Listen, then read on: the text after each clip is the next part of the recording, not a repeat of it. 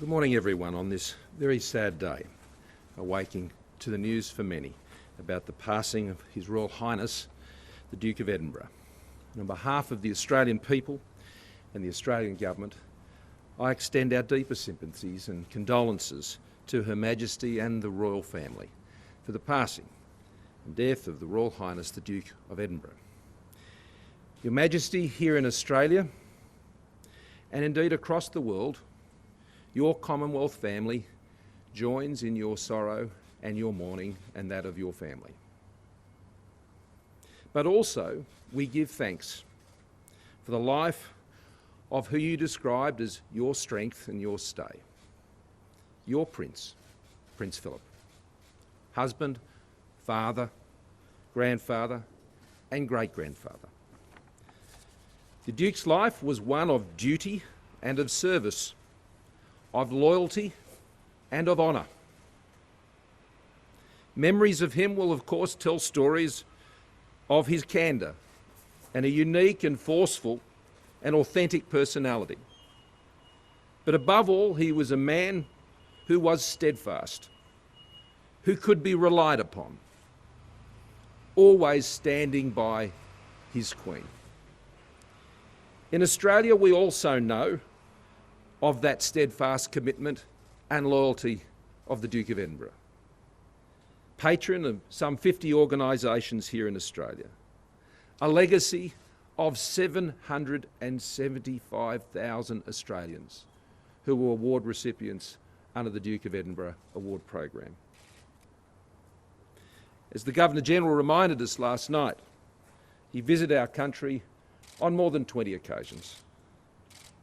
On board the HMS Ramallah in 1940 as a midshipman. In that crowning tour when he had joined the new Queen in great ceremony and great excitement here in Australia.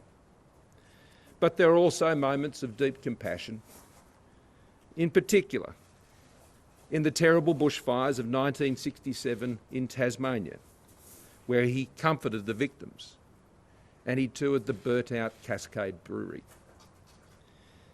There are many towering figures that the world has lost and known, but few have been before us in our lifetimes for such a long time. His presence and service are reassurance, a reminder of the stability we so often need in a world that can be so uncertain. With his passing, we say farewell to another of the greatest generation. The generation that defied tyranny, that won a peace and built a liberal world order that protects and favours freedom. An order that indeed Australia shelters under for our own peace and prosperity and stability to this day.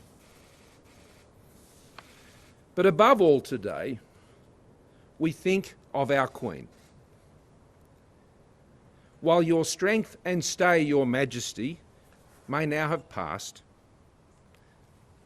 Jenny and I pray that you will find great comfort in your faith and your family at this time. But we also, Your Majesty, say to you as a Commonwealth, let us also now be your strength and stay, as you continue to endure, as you continue to serve so loyally and so faithfully, as you have done over so many generations. She has been there for us over such a long time. Let us be there now for you, Your Majesty, and allow us to send our love to you on this, I am sure, one of your most sad of days. I am sure her Prince would join me in saying, God save our gracious Queen. Long live our noble Queen. God save our Queen. Later today, I'll be attending His Excellency, the Governor-General, to sign the official condolence book with Jenny. Tomorrow, I intend to attend St Andrews here in Sydney to give thanks and to pay our respects for the life of the Duke of Edinburgh. There will be announcements by the Anglican Church of Australia about other remembrance services that will be held, and I'll leave that to the Anglican Church of Australia to make those announcements.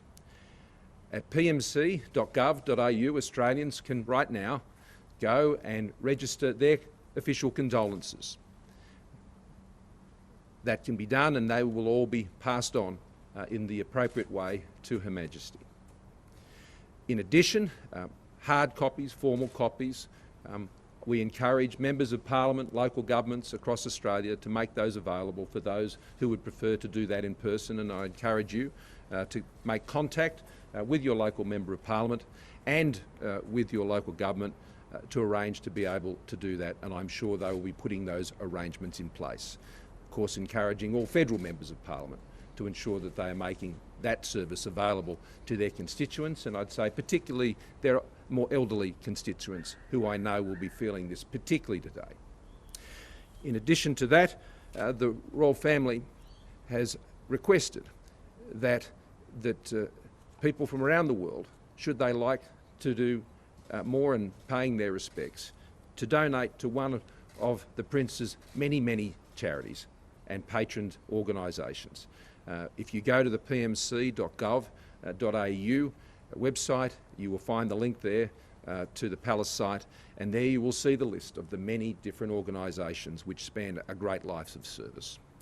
Later today in Canberra, there will be a 41-gun salute to mark the passing of His Royal Highness the Duke of Edinburgh.